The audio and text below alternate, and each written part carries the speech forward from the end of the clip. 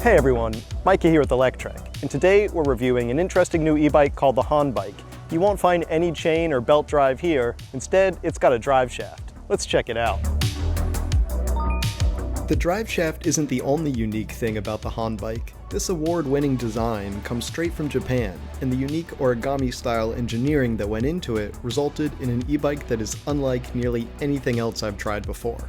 The drive shaft, of course, is one of the standout features though, so we'll start there.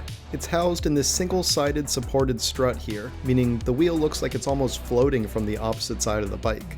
The drive shaft makes it a single speed, and it's said to be good for 25,000 miles or 40,000 kilometers without needing any maintenance.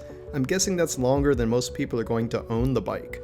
Assuming a 10-mile commute 5 days a week, that's 10 years of riding before you'd ever need to open the drive shaft case and take a look to see if it needs any grease. The pedaling drivetrain is also completely disconnected from the electrical drivetrain. The motor is hidden in the front wheel, believe it or not. It's small because it's not particularly powerful. At 250 watts, it hits the limit of European spec e-bikes, which makes sense because the Honbike has been re-engineered for export to Europe and North America. But it would have been nice if they had a specific version for the US that came with more power, or that increased the speed past the European limit of 25 kilometers per hour or 15 miles per hour. When you're just doing some leisurely cruising, or if you're in a protected bike lane, 15 miles per hour feels fine for urban use. But when you're right up next to cars, being able to go faster sure would be nice. There are plenty of other innovative parts here as well. In addition to the single-sided supported wheels that give the bike that trippy look, check out this saddle.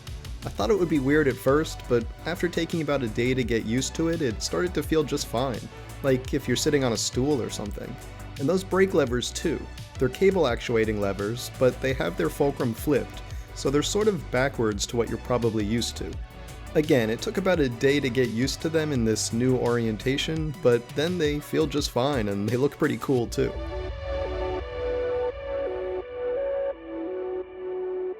Now, while the Honbike is obviously quite different from most e-bikes out there, one thing it shares in common with almost all folding bikes is the way the folding mechanisms work. You start at the handlebars, you release the safety, and then you fold that mechanism back. That will fold the bars here.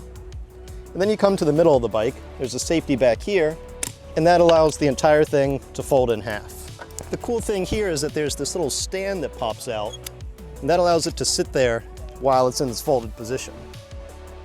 The battery is also one of the more innovative parts of the bike. You've got these cool little flip-out keys that you use to unlock it, and then the battery just pops right out of the bike.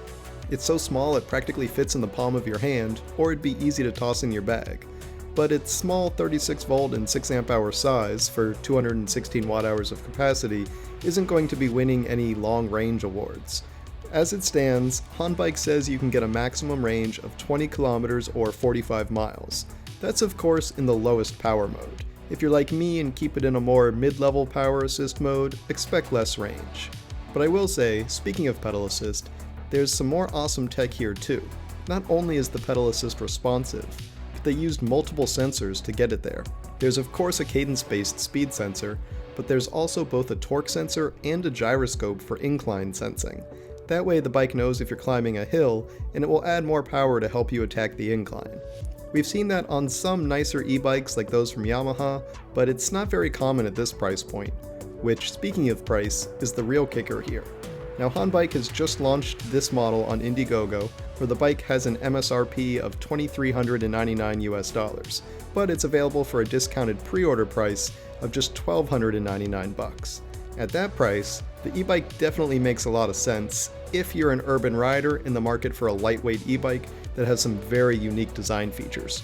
Sure, there are other e-bikes out there that offer more speed or power at lower prices, but they definitely are not as light as 44 pounds or 20 kilos like the Honbike, and they don't have this interesting origami design going on, that's for sure. So if you want something different and unique, this definitely scratches that itch. Thanks for watching everyone. We hope you enjoyed that review of the Honbike. If you did, why don't you give this video a thumbs up? And don't forget to subscribe so you won't miss any of our future electric vehicle videos. We'll see you here next time.